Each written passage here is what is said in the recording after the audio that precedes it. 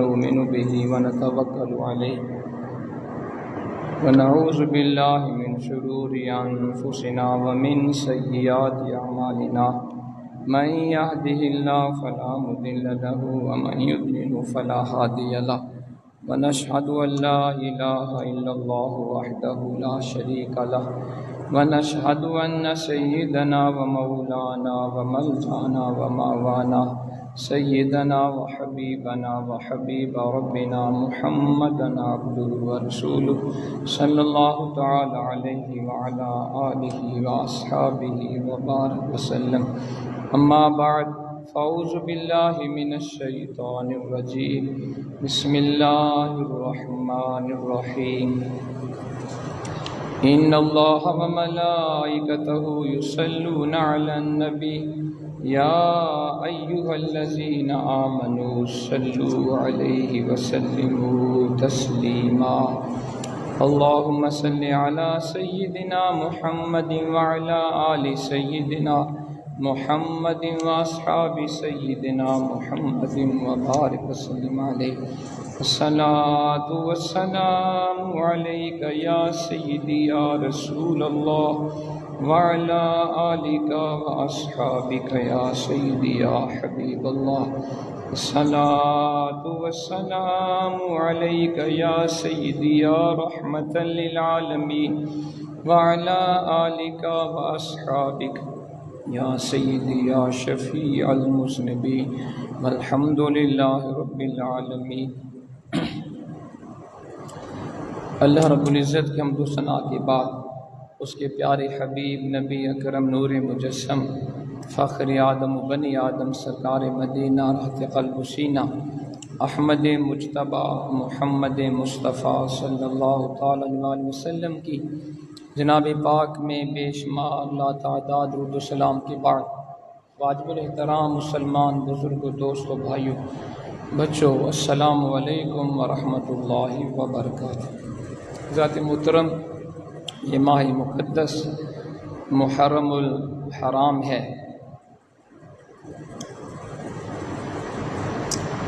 اور اس مہینے کے اندر ایک عظیم ولی کامل حضور ضیاء الامت جسٹس پیر محمد کرم شاہ صاحب الازہری رحمۃ اللہ علیہ کا سالانہ عرس مبارک سرزمین بحیرہ شریف ضلع سرگودا میں ترس کو احتشام سے منایا جاتا ہے.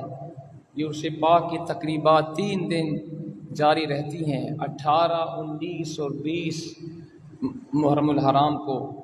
اور اس دفعہ یہ جو عرس پاک آ رہا ہے یہ آنے والے شمار منگل بدھ کو ہوگا.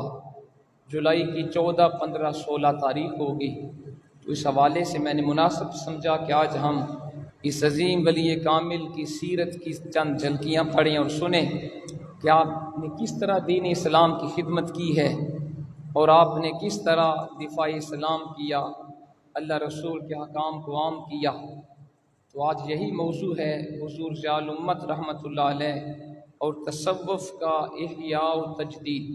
اللہ کریم کی حضور دعا ہے وہ ذات حق بات کہنے کی توفیق عطا فرمائے اور سننے اور سنانے کے بعد ہم سب کو عمل کرنے کی توفیق عطا فرمائے. اللہ کریم نے اولیاء کرام کی شان قرآن پاک کے اندر بیان کی. الا ان اولیاء اللہ لا خوف علیہم ولا هم یحزنون. سنو خبردار، بے شک اللہ کے ولیوں کو کسی کا خوف نہیں، وہ غمگین نہیں ہوں گے. اللہ کے ولی وہ ہوتے ہیں جو صرف اپنے رب سے ڈرتے ہیں، کسی دنیا دار کا کوئی خوف ان کے دل میں نہیں ہوتا، کسی شے کے چھن جانے کا غم ان کو نہیں ہوتا.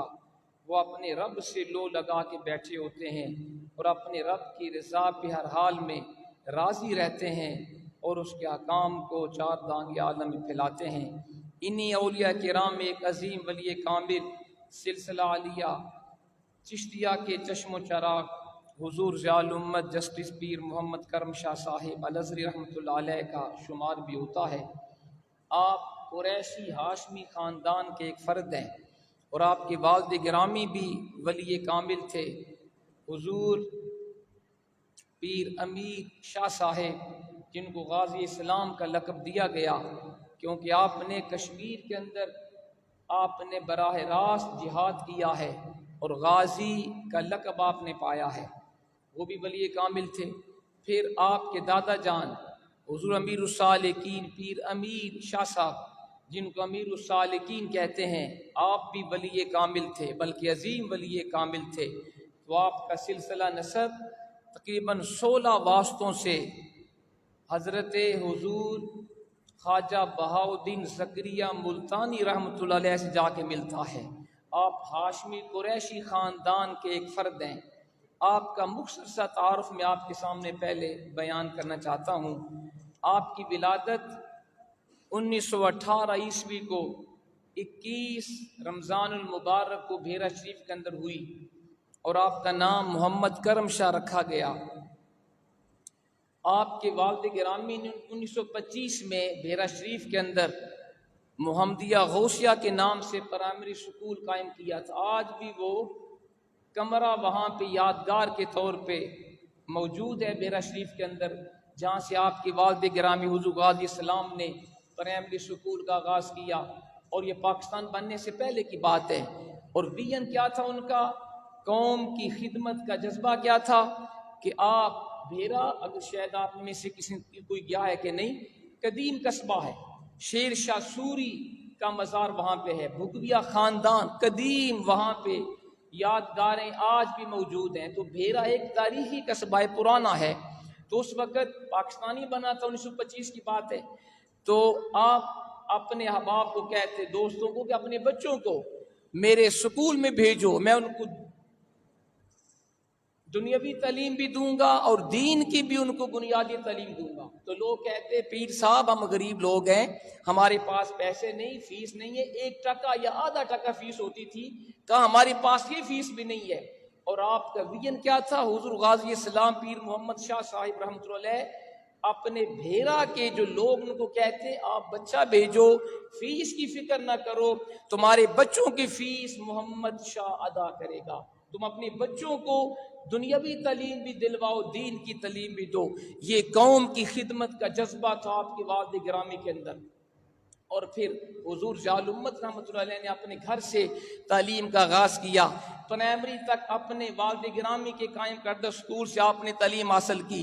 میٹرک کا امتحان بھیرے سے آپ نے کیا، اور اسی وقت آپ کے والد گرامی نے اس وقت ملک پاکستان کے جید علماء کرام کو آپ نے اس ادارے کے اندر اپوائنٹ کیا ہوا تھا۔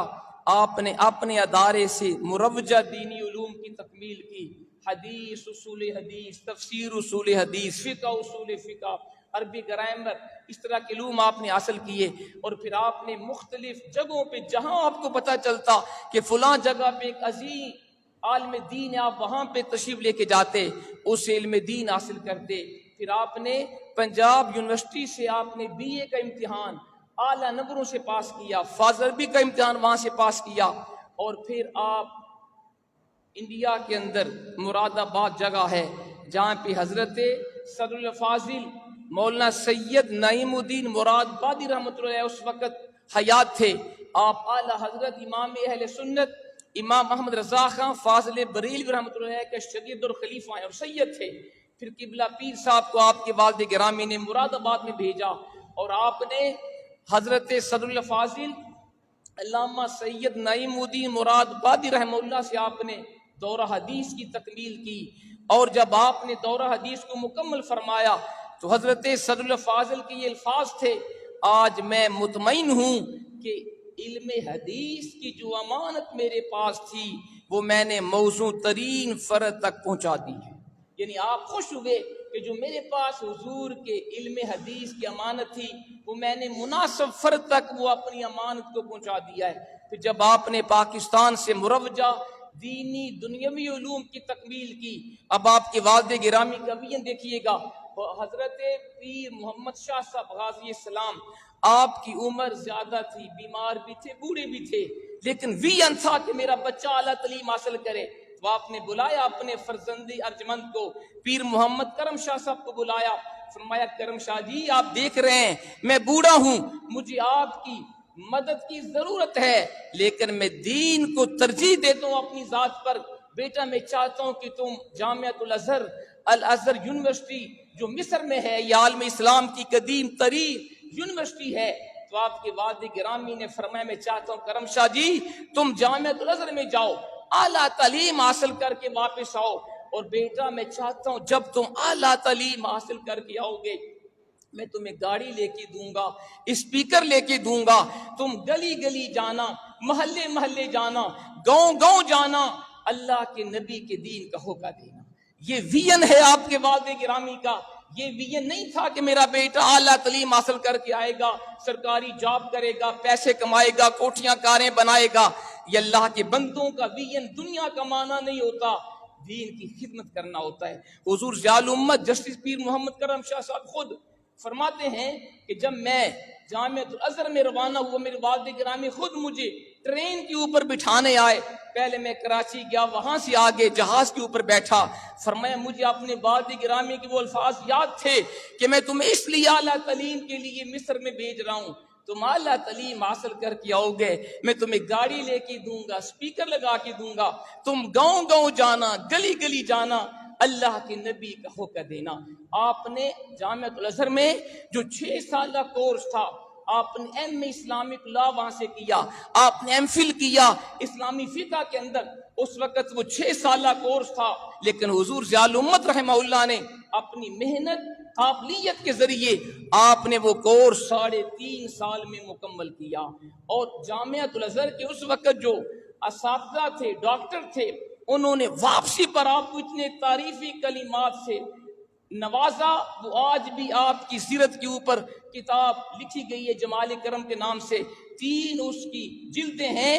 آپ کے اساتذہ کرام کے وہ تعریفی سرٹیفکیٹ جو دیے وہ آج بھی آپ کی کتب کے اندر موجود۔ عربی کے اندر کسی نے کہا کرم شاہ بیٹا تو میرا دل کا نور ہے، آنکھوں کا سرور ہے، تو جب آیا تیرا علم کا شوق دیکھ کر، محنت دیکھ کر، ادب دیکھ کر مجھے ایسے لگا تو میرا فرزند ہے۔ اب تو اعلیٰ تعلیم حاصل کر کے پاکستان جا رہا ہے، ہمارا دل تو نہیں چاہتا ہم اتنے باادب، اتنے قابل ذہین طالب علم کو اپنے سے جدا کریں، لیکن میں سمجھتا ہوں کہ آپ کا پاکستان میں جانا زیادہ اہم ہے۔ وہاں اسلام کی خدمت کے لیے آپ جیسے علماء کی ضرورت ہے۔ تمام اساتذہ کرام نے آپ کو 6 الفاظ میں آپ کو الوداع کیا، خراج تحسین پیش کیا۔ پھر آپ 1953 میں آپ تشریف لے کر گئے تھے، 1957 میں آپ واپسی آ گئے تعلیم مکمل کر کے، اور کچھ عرصہ آپ کے والد گرامی زندہ رہے، ان کی خدمت کی۔ 1957 میں آپ کے والد گرامی کا انتقال ہو گیا۔ والد گرامی کا جب انتقال ہوا 1957 میں، حضور ضیاء الامت رحمت اللہ علیہ فرماتے ہیں میرے والد گرامی کے وہ جملے میرے کانوں میں گونج رہے تھے، کرم شاہ جی تم اس لیے مصر میں بھیج رہا ہوں، تو اعلیٰ تعلیم حاصل کر کے آئے گا، تمہیں گاڑی لے کے دوں گا، اسپیکر لگا کے دوں گا، تم گلی گلی جانا، گاؤں گاؤں جانا، اللہ کے نبی کے دین کو عام کرنا۔ فرمائے میں نے سوچا اگر میں اسی طرح اپنے والد گرامی کی نصیحت کے اوپر عمل کرتا ہوں، وہ گاڑی کتنا عرصہ چلے گی، مشینری ہے، خراب بھی ہو سکتی ہے، وہ اسپیکر کب تک چلے گا، وہ خراب بھی ہو سکتا ہے، چونکہ میرے والد گرامی کی نیت دین اسلام کی خدمت تھی۔ فرمایا میں کیوں نہ ایسا ادارہ بناؤں جو ہمیشہ باقی رہے، جو کبھی خراب نہ ہو، جو قیامت تک سلامت رہے۔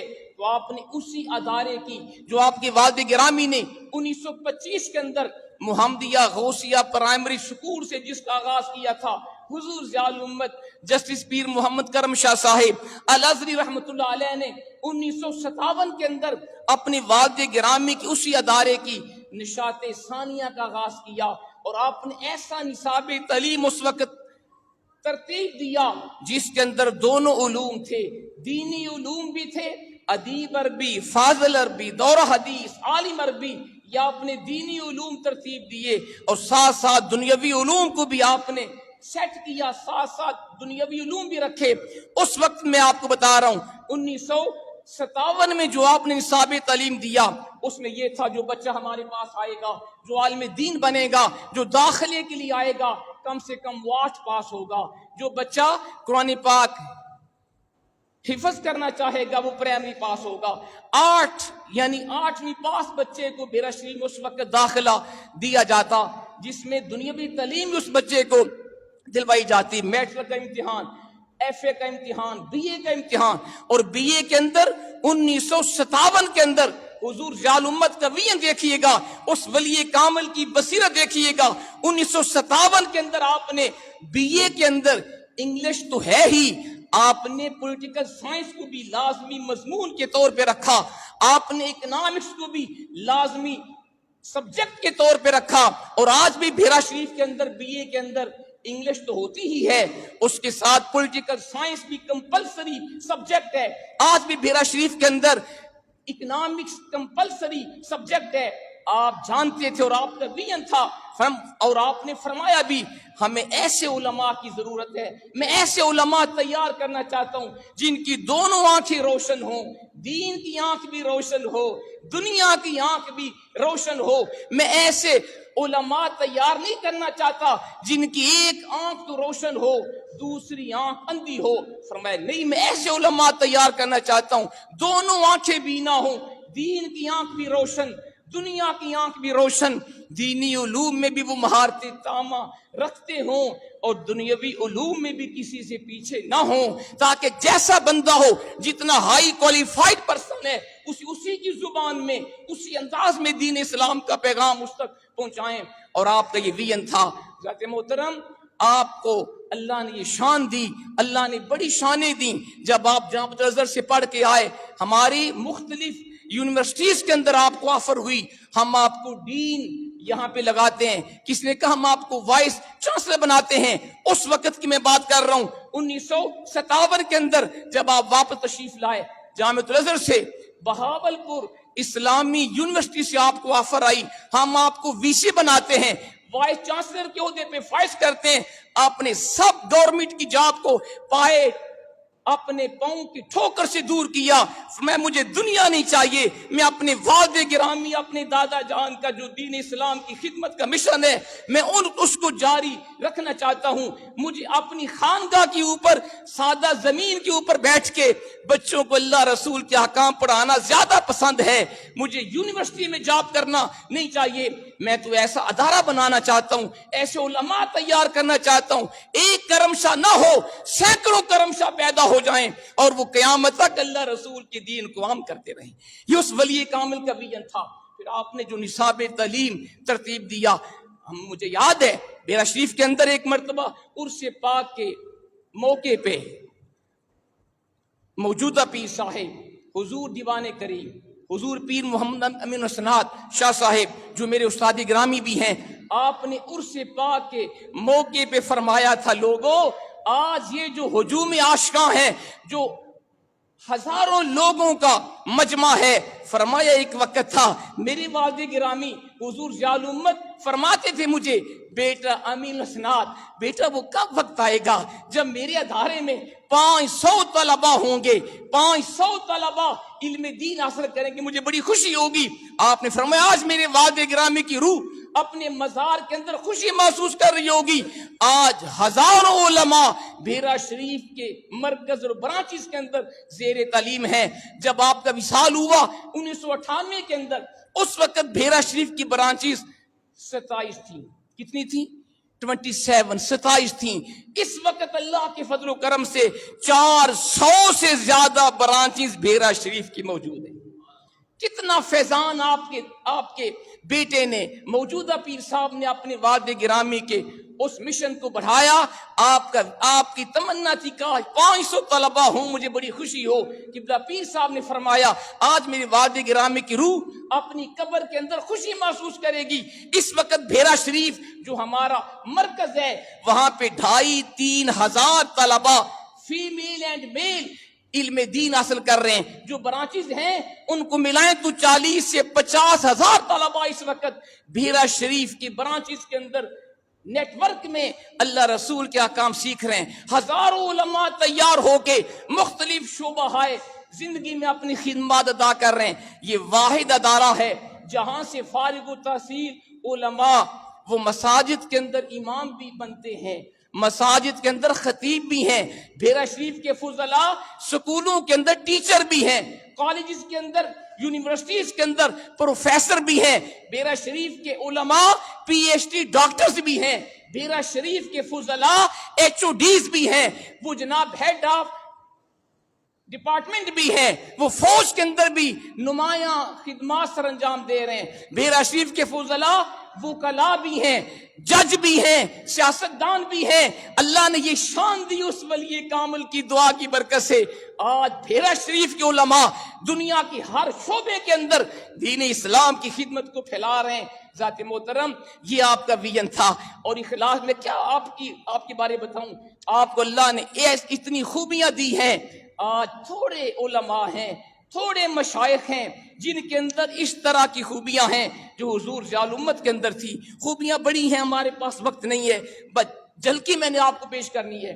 بہت بڑی خوبی حضور ضیاء الامت کی یہ تھی، اخلاص تھا، اللہ کی رضا تھی، اخلاص کا یہ عالم تھا۔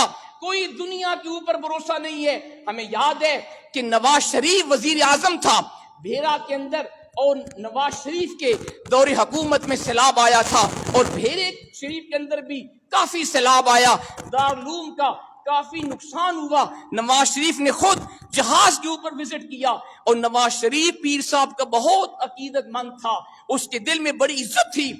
اور جب نواز شریف صاحب خود وہاں پہ بھیرا شریف میں آئے، وزیر اعظم تھے، تو قبلہ پیر صاحب نے استقبال کیا، تقریب ہوئی، اور میاں نواز شریف صاحب نے کہا تھا وہاں پہ، میں جانتا ہوں کہ آپ کے دارالعلوم کا بھی نقصان ہوا ہے سیلاب سے، مجھے بتائیں جتنا نقصان ہوا مجھے اندازہ بتائیں، میں اتنا چیک آپ کو پیش کرتا ہوں۔ اس اللہ کے ولی کا اخلاص دیکھیے گا، اللہ کی ذات پہ بھروسہ دیکھیے گا۔ فرمایا میاں صاحب میرے ادارے کو آپ کی خدمت کی ضرورت نہیں ہے، اگر آپ خدمت کرنا چاہتے ہیں، بھیرے کے میرے جو غریب لوگ ہیں جن کا نقصان ہوا ان کی آپ جا کے خدمت کریں، اور آپ سمجھنا کہ آپ نے میرے ادارے کی خدمت کی ہے، ایک پیسہ بھی نہ لیا۔ نواز شریف اتنا امپریس ہوا، کہا یہ واحد پیر ہے جس کا نقصان بھی ہوا، میں وزیر اعظم آفر کر رہا ہوں، یہ پھر بھی پیسے قبول نہیں کر رہا۔ بڑا امپریس ہوا۔ جب چلا گیا کسی شاگرد نے پوچھا حضور آپ عظیم اللہ کے بندے ہیں، نقصان بھی آپ کا ہوا، سیلاب سے آپ کے ادارہ ڈیمیج بھی ہوا، چلیں زیادہ پیسہ نہ مانگتے، جتنا نقصان ہوا اتنا پیسے اس کو بتا دیتے، فائدہ ہوتا ادارے کا۔ آپ کا جواب سنیے گا، فرمایا بیٹا آج نواز شریف وزیر اعظم ہے، کل وزیر اعظم نہیں ہوگا، میرے ادارے کا ایک مہینے کا خرچہ ہزاروں کا ہے، اس وقت کی بات کر رہا ہوں۔ یہ جب آپ یوں کہیں کہ 1990 کے بعد کی بات ہے، فرمایا میرا ادارے کے اندر ہزاروں کا ماہانہ خرچہ ہے، نواز شریف مجھے کتنا دیتا، کتنے لاکھ دیتا، وہ پیسے کب تک میرے پاس رہتے؟ اگر آج میں رب کو چھوڑ کر غیر سے مانگتا، جب پیسے ختم ہوتے مجھے کب تک نواز شریف دیتا؟ جب دوبارہ اللہ سے مانگتا، اللہ فرماتا ابھی اسی سے جا کے لو۔ فرمایا میں اپنے پروردگار کے سوا کسی سے نہیں مانگوں گا، یہ دین کا کام ہے، میں اللہ کی رضا کے لیے کر رہا ہوں، رب جانے اس کا کام جانے۔ یہ توکل ہے اللہ کی ذات کے اوپر۔ ذات محترم کیا کہ میں آپ کو بتاؤں، اور آپ نے جب جس چیز کو آپ نے محسوس کیا کہ جو قوم کی ضرورت تھی، آپ نے وہ کام کیا۔ آپ نے ہزاروں کتابیں نہیں لکھی، کتابیں چند لکھی ہیں، لیکن وہ لکھی ہیں جن کی ضرورت آپ نے فیل کی۔ اس وقت ہمارے پاس اہل سنت و جماعت کے پاس کوئی قرآن پاک کی تفسیر اردو زبان میں ایسی نہ تھی جو سب سے زیادہ اتھینٹک ہوتی، جو سب سے زیادہ اچھی ہوتی، کمی تھی اس کی۔ آپ نے تفسیر ضیاء القرآن شریف شروع کی، تقریباً 20 سال کے عرصے میں آپ نے تفسیر کو مکمل کیا، اور آپ نے حضور اللہ کے قرآن کی تفسیر لکھی، اتنی پیاری تفسیر ہے۔ آج بھی تمام حلقوں کے اندر، یونیورسٹیز کے اندر، کالجز کے اندر، تمام مکاتب فکر کی ہاں یہ تفسیر مقبول ترین تفسیر ہے۔ اس کے اندر تعصب نہیں ہے، اس کے اندر سختی نہیں ہے، اس کے اندر ایک دوسرے کے اوپر طعن و تشنیع کی بارش نہیں ہے۔ آپ نے عقائد اہل سنت کو مضبوط دلائل سے بیان کیا، جہاں اللہ کی توحید کی بات آئی کھل کے اللہ کی توحید کے اوپر آپ نے لکھا. جہاں حضور کی شان کی بات آئی کھل کے حضور کی شانوں کو بیان کیا, اولیاء کرام کی شانوں کو بیان کیا, اہل بیت کی شانیں بیان کی, اور دشمنان اسلام نے جو رقیق حملے کیے تھے قرآن کے اوپر, اسلام کے اوپر, اس کے جوابات دیے. یہ تفسیر پڑھنے والی ہے. میری آپ سے عرض ہے کوشش کریں ہر گھر میں تفسیر جال قرآن شریف ضرور ہو. اور یہاں بھی جب میں آیا تھا 2007 میں نے تفسیر جال قرآن شریف سے درس قرآن سے آغاز کیا تھا. اتنا قرآن بڑا سمندر ہے, ابھی تک ایک مرتبہ بھی میرے سے تفسیر مکمل نہیں ہو سکی. کتنا عرصہ 2007 سے آج دیکھ لیں, تقریباً 18 سال ہو گئے, ابھی تک ہم نے مکمل نہیں ہوئی. ہم سے 29ویں پارے تک ہم آئے ہیں. دعا بھی کر اللہ مجھے توفیق دے, کم سے کم ایک مرتبہ میں اپنے دوستوں کو پوری تفسیر جال قرآن یہاں پہ سنا سکوں, اور اللہ آپ کو سننے کی توفیق دے. ایک اور کام آپ نے کیا, آپ نے دیکھا حضور کی سیرت کے اوپر کوئی ایسی کتاب نہیں ہے جو جدید طریقے کے اوپر لکھی گئی ہو جس میں حضور کے سے عشق و محبت کا سلسلہ جس کے ذریعے مضبوط کیا جا سکے, جس میں اعتراضات کے جوابات بھی ہوں. آپ نے تفسیر کو مکمل کرنے کے بعد حضور کی سیرت کے اوپر قلم اٹھایا اور آپ نے ضیاء النبی شریف 7 جلدوں میں آپ نے مکمل کی. ضیاء القرآن کی 5 جلدیں ہیں, ضیاء النبی کی 7 جلدیں ہیں. یقین جانیے اتنی پیاری وہ سیرت کی کتاب ہے. ہر شخص کو چاہیے اپنے گھر میں ضیاء القرآن بھی رکھے. اگر آپ قرآن کے علوم کو سیکھنا چاہتے ہیں, قرآن کے اثر رموز کو جاننا چاہتے ہیں, اپنے گھروں میں تفسیر ضیاء القرآن ضرور خرید کے لائے, اس کو پڑھا کریں. اور اگر آپ حضور کی سیرت کو جاننا چاہتے ہیں, حضور کی شان و عظمت اور آپ کی پوری حیات طیبہ سے آگاہی حاصل کرنا چاہتے ہیں, تو میری آپ سے گزارش ہے ضیاء النبی شریف کو خریدیے, اپنے گھر میں لائیے. یہ وہ اتنی پیاری سیرت کی کتاب ہے.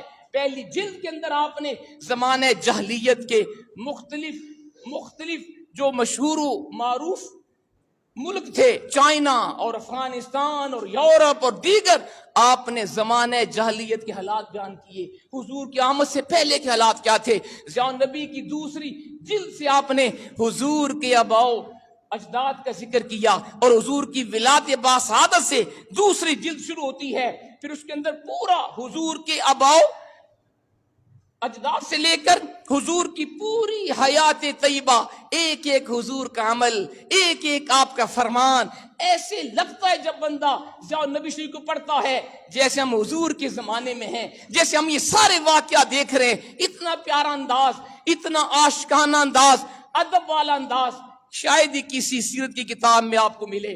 اور آپ نے حضور کی پوری سیرت کو بیان کیا. پھر اس کے بعد تمام غزوات حضور کی وصال تک بیان کیا, اور پھر اس کے بعد حضرت ابوبکر صدیق کی خلافت کا بیان کیا.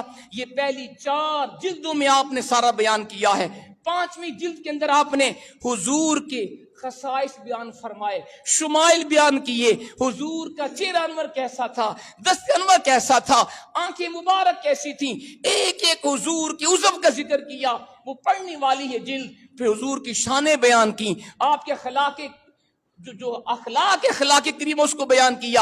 اور 6ٹھی جلد کے اندر آپ نے مستشرقین کے اعتراضات جو قرآن پر کیے گئے ان کے اعتراضات بیان کیے. انگلش زبان میں ہیں ان کے اعتراضات, ان کے جوابات دیے. مجھے دکھ ہوتا ہے آج مختلف مسالک کے علماء آپس میں بحثیں کرتے ہیں, مناظرے کرتے ہیں. مناظرہ کس بات پہ ہوتا ہے؟ رفع دین کے اوپر. مناظرہ کس بات پہ ہے؟ آمین بالجہر, اونچی آمین کہیں یا عشرہ کہیں. اللہ کے بندو یہ مناظرے کے ٹاپکس نہیں ہیں. اگر دین کی خدمت کرنی ہے میرے حضور جال امت کی طرح انگلش بھی سیکھو, اعلیٰ تعلیم حاصل کرو. پھر انگلش زبان کے اندر جو مستشرقین قرآن کے اوپر بکواس کر رہے ہیں ان کو پڑھو نہ جا کے, ان کے جوابات دو. یہ دین کی اعلیٰ خدمت ہے. لیکن ہمارے جو ہیں علماء جو انگریزی کے خلاف ہیں, دنیاوی تعلیم کے مخالف ہیں, نہ ان کو انگریزی آتی ہے, نہ ان کو پتا ہے کہ مستشرقین اسلام کے اوپر کیا بکواس کر رہے ہیں. پھر 7ویں جلد بڑی اہم ہے. قبلہ پیر صاحب نے 7ویں جلد کے اندر مستشرقین کے اعتراضات حضور کی سیرت پر, حضور کی ذات پر جو انہوں نے بکواسیں کی ہیں ان کے اعتراضات کو بیان کیا. اس کے جوابات یہ 2 جلدیں خاص پڑھنے والی ہیں. اگر آپ جاننا چاہتے ہیں کہ اس وقت یہودی عیسائی حضور کے خلاف کیا بکواس کر رہے ہیں, قرآن کے خلاف کیا وہ زہر پھیلا رہے ہیں. آخری 2 جلدیں پڑھنے والی ہیں. ذات محترم آپ نے ادارہ بنایا دارالمحمدیہ غوثیہ بیرا شریف کے نام سے، جس کی اس وقت 400 سے زیادہ برانچز ہیں، جہاں پہ ہزاروں طلباء حفاظ قرآن بھی تیار کیے جا رہے ہیں، علماء بھی بنائے جا رہے. اور مزے کی بات یہ ہے، آپ نے صرف مردوں کو دین سے آپ نے آگاہ نہیں کیا، آپ نے غوثیہ گرلز کالج کے نام سے اپنی حیات ظاہری میں بیرا شریف کے اندر ادارہ بنایا تھا. آج ہماری بچیاں بھی، قوم کی بچیوں کو بھی آپ نے عالمہ فاضلہ بنا رہے ہیں. بچی میٹرک پاس بچی ہو، میٹرک پاس بچہ ہو، اس کو آج بھی داخلہ دیا جاتا ہے، جہاں بچوں کو FA BA MA کے ساتھ ساتھ دینی علوم بھی پڑھائے جاتے ہیں. اور اس وقت اللہ کے کرم سے ہمارا ادارہ صرف وہ دارالعلوم نہیں ہے، وہ الکرم انٹرنیشنل انسٹیٹیوٹ بن چکا ہے. وہ اب اس وقت الحمدللہ یونیورسٹی ہے، جہاں پہ BS کی کلاسیں جاری ہیں، BS Islamic studies, BS English, BS Arabic. اور آپ کے لیے خوشخبری یہ ہے، ابھی کچھ عرصہ پہلے ہماری وکلاء کی پاکستان بار نے ہمارے ادارے کو LB شریعہ اینڈ لا کی ڈگری شروع کرنے کی اجازت بھی دے دی ہے. وہاں پہ لا کا کالج بھی بن چکا ہے، جہاں بچوں کو LB شریعہ اینڈ لا بھی کروایا جائے گا. یہ وہ آپ کی خدمات ہیں جو میں نے چند ایک کا ذکر کیا. اور آپ نے جامع ازہر میں پڑھتے ہوئے جب دیکھا کہ لوگ حضور کی ذات کے اوپر اعتراض کرتے ہیں، منکرین جو حدیث تھے، جو حضور کی حدیث اور سنت کو نہیں مانتے تھے، ان کے جواب میں آپ نے کتاب تصنیف کی، سنت خیر الانام. یہ کتاب بھی پڑھنے والی ہے. اگر آپ جاننا چاہتے ہیں کہ لوگ حضور کی سنت اور حدیث کا انکار کیسے کرتے ہیں، اس کتاب کو پڑھیے گا، آپ کو پتہ چلے گا. اس ولی کامل نے قرآن کی خدمت بھی کی ہے، سیرت کی خدمت بھی کی ہے، حضور کی احادیث کا دفاع بھی کیا ہے. اور ایک اور اہم بات یہ ہے، اس وقت پاکستان میں جتنی بڑی بڑی گدیاں ہیں، جتنے بڑے بڑے آستانے ہیں، آپ کا ویژن دیکھیے گا، پیر صاحب خود بڑے بڑے آستانوں پہ خود تشریف لے کے جاتے، اور جو وہاں پہ گدی نشین ہوتا پیر صاحب کو خود ملتے اور کہتے آپ مجھے ایک بچہ دیجئے، اپنا ذہین بچہ دیں، میں اس کو عالم دین بناؤں گا، اسے اللہ کا دین سکھاؤں گا، تاکہ آپ کے مریدین کی آ کے وہ اصلاح کرے گا.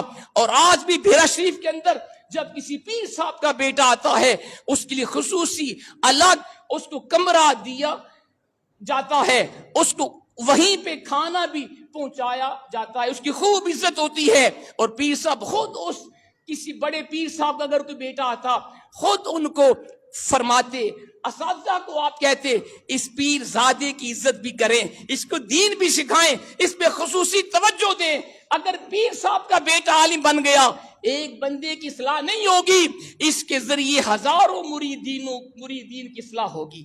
کیسا ویژن تھا، کتنا قوم کا درد تھا اس ولی کامل کے دلوں میں. اور آج اللہ کی کرم سے 250 کے قریب آستانے پورے پاکستان میں ایسے ہیں جن کے بچوں نے بیرا شریف سے علم دین سیکھا ہے.